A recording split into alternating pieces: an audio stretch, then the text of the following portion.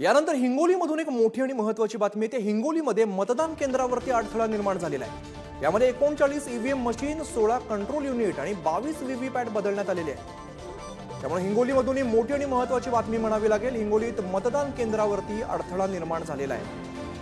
संतोष विषय आमचे प्रतिनिधी अधिकची माहिती देत आहेत। Santosh, 39 EVM machine, 16 control unit आणि 22 व्हीव्हीपॅट बदलण्यात आलेले आहेत। काय नेमकं घडलंय?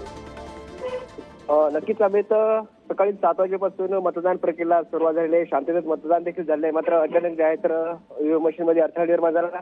जवळपास 39 ईव्हीएम मशीन आणि 16 कंट्रोल युनिट आणि 22 व्हीव्हीपॅट जे आहेत अचानक बदलावे लागलेले आहेत। कारण सकाळपासून जे आहे तर मतदाराला चांगलाच म्हणजे उत्साह पाहायला मिळतोय आणि अचानक हे ईव्हीएम मशीन बंद पडल्यामुळे एकच गोंधळ झाला आहे। मात्र त्या ठिकाणी ईव्हीएम मशीन बदलल्यामुळे पुन्हा एकदा मतदान जे आहे ते सुरळीत पाहायला सुरुवात झालेली आहे।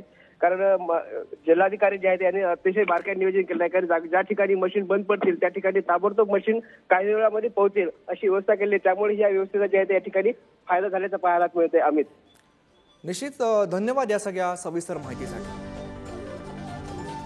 त्यानंतर वर्ध्यामध्ये जाऊया। वर्ध्यात सुद्धा मतदारांची धावपळ बघायला मिळते। सकाळपासून बीएलओ ॲप बंद असल्यामुळे मतदारांना त्रास होतोय। ॲप बंद असल्यामुळे मतदान केंद्र शोधण्यासाठी मतदारांची धावपळ उडाल्याची बघायला मिळते।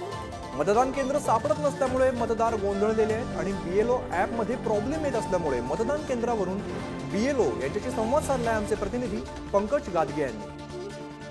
वर्ध्यात मतदान प्रक्रियेला सुरुवात झालेली आहे। मतदार हा मतदानाचा आपला हक्क बजावत आहे, परंतु इलेक्शन कमिशन ऑफ इंडियाने काढलेल्या बीएलओ ॲपमध्ये काहीतरी प्रॉब्लेम आल्यामुळे मतदार हा पूर्णपणे गोंधळलेला आहे। आपल्यासोबत बीएलओ अधिकारी सर, काय सांगाल? हे ॲप चालत नाही आहे अशी माहिती पडली आहे, काय सांगाल? सकाळी 8:30 वाजतापासून आम्ही सर बीएलओ ॲप मध्ये प्रयत्न करून राहिलो आणि इतर गव्हर्नमेंटची जी ॲप आहे तिथे पण प्रयत्न करून राहिलो, पण तो गोलगोलच असा राऊंड फिरत आहे।